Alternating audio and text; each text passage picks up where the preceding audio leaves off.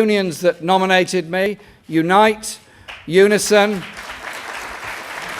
the TSSA, ASLEF, the Communication Workers Union, the Prison Officers Association, the Bakers Union, the Socialist Education Association, the Socialist Health Association, and the support received from the RMT Union and the FBU, and all the other unions that took part in this campaign. We are a party organically linked together between the unions and party membership and all the affiliated organisations. That is where we get our strength from.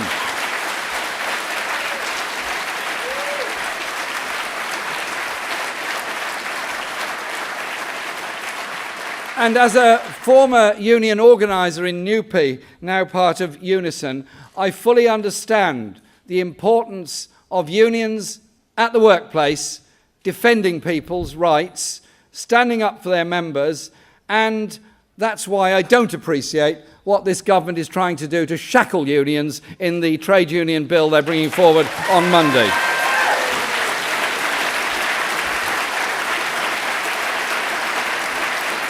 Our campaign attracted the support of 16,000 volunteers all over the country, organisers in each part of the country that organised all the events and meetings that we have held.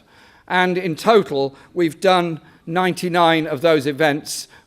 Today is the century, and we are here at the end of this very long campaign. And it's been quite incredible, the numbers of people that have come forward to join our party. But before I go on to that, I want to just say a big thank you. They all know who they are. To my many personal friends, many people, everyone in Islington North Labour Party for electing me to Parliament 8 times up until May of this year. Their fantastic comradeship, friendship and support. It's been quite amazing, and I absolutely value their advice. Sometimes it's advice you don't always want to receive, but that's the best advice you get. And I say thank you to all of them in Islington North. I also say a huge thank you to all of my widest family, all of them, because they've been through the most appalling levels of abuse from some of our media over the past 3 months. It's been intrusive, it's been abusive, it's been simply wrong. And I say to journalists, attack public political figures, make criticism of them, that's okay, that is what politics is about. But please, don't attack people who didn't ask to be put in the limelight, merely want to get on with their lives. Leave them alone in all circumstances.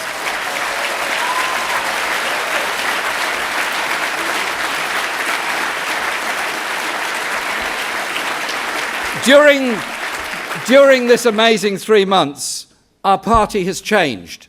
We've grown enormously. We've grown enormously because of the hopes of so many ordinary people for a different Britain, a better Britain, a more equal Britain, a more decent Britain. They're fed up with the inequality, the injustice, the unnecessary poverty. All those issues have brought people in a spirit of hope and optimism. So I say to the new members of the party, or those that have joined in as registered supporters or affiliated supporters, welcome. Welcome to our party. Welcome to our movement. And I say to those returning to the party who were in it before and felt disillusioned and went away, welcome back. Welcome back to your party. Welcome home. And there's the media, and maybe many of us simply didn't understand the views of many young people within our society.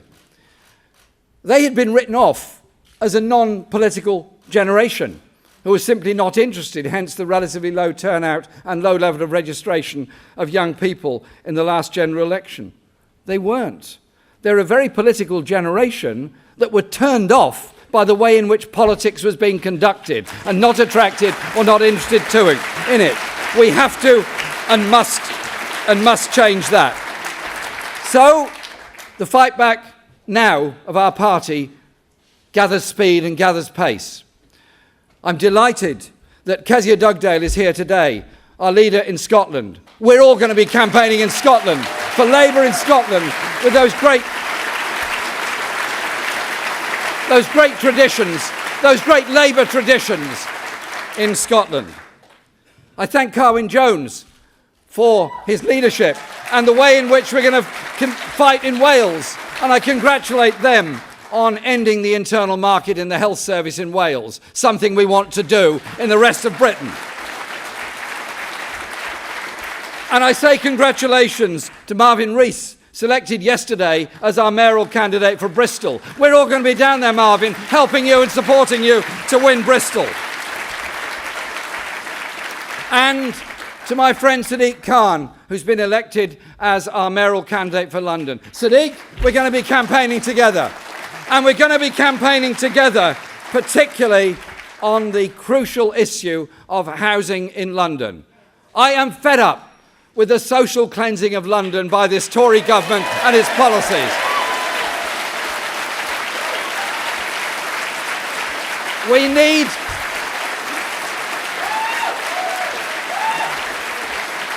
need a Labour mayor. We need a Labour mayor in London who can ensure we do house everyone in London. We do end the sky-high rents. We do end the insecurity of those living in the private rented sector. We need a Labour mayor to bring that about in this wonderful great city of London. And Sadiq's the man to do it.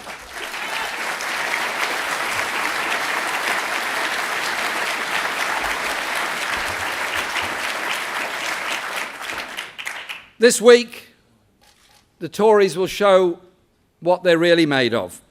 On Monday, they have the trade union bill designed to undermine even the ILO conventions and shackle democratic unions and destroy another element of democracy within our society. We have to oppose that. They're also pushing the welfare reform bill, which will bring such misery and poverty to so many of the poorest in our society. I want us as a movement to be proud, strong, and able to stand up and say, we want to live in a society where we don't pass by on the other side of those people rejected by an unfair welfare system. Instead, we reach out to end the scourge of homelessness and desperation that so many people face in our society. We're strong enough and big enough and able to do that. That is what we're about.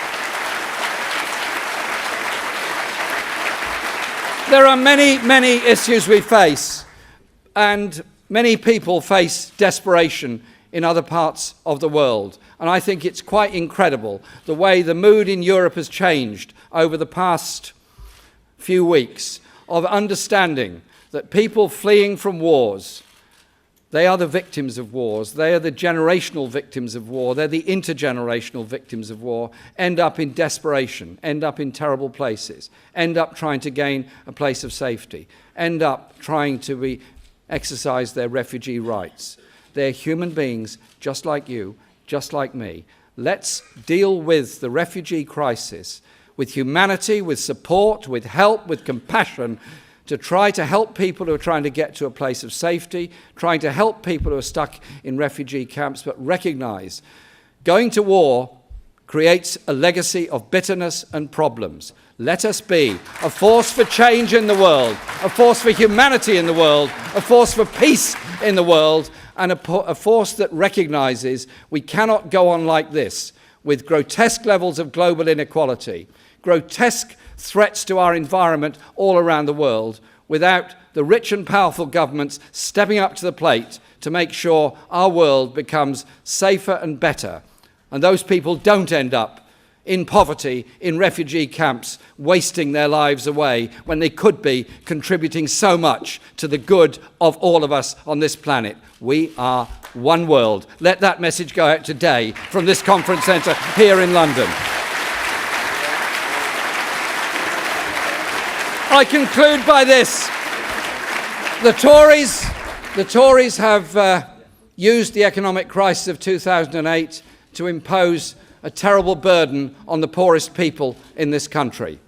Those that have seen their wages frozen or cut, those that can't afford to even sustain themselves properly, those that rely on food banks to get by. It's not right, it's not necessary, and it's got to change. We need an economic strategy that improves people's lives, that expands our economy, that reaches out to care for everybody. You can't do that if at the same time you do nothing about grotesque levels of inequality within our society. We need to develop an economic policy that deals with those issues. And so our party is about justice, is about democracy, it is about the great traditions we walk on. Those that founded our party and our movement, those that stood up for human rights and justice, the right for women to vote, the right for others to vote. We stand here today because of their work. But we go forward now as a movement and a party, bigger than we've ever been for a very, very long time, stronger than we've ever been for a very long time, more determined than we've been for a very long time, to show to everyone that the objectives of our party are intact. Our passion is intact. Our demand for humanity is intact. And we as a party are going to reach out to everyone in this country to take us on that journey together, so no one is left on the side. Everyone has a decent chance in life and a decent place within our society. That's what Labour was brought about to achieve. That is what we're going to achieve. This election campaign is, as we see here, about shaping our future. Our party is going to, I hope, become more inclusive, more involved, more democratic, and we're going to shape the future of everyone in this country in a way that I think will be remembered as something that is good for everyone, that brings about the justice that we all crave, and that is what brought us into this wonderful party and this wonderful movement ourselves. I say thank you to everyone for all their support, friendship and comradeship during this election process. And I say thank you in advance to us all working together to achieve great victories, not just electorally for Labour, but emotionally for the whole of our society, to show we don't have to be unequal, it doesn't have to be unfair, poverty isn't inevitable, things can and they will change. Thank you very much.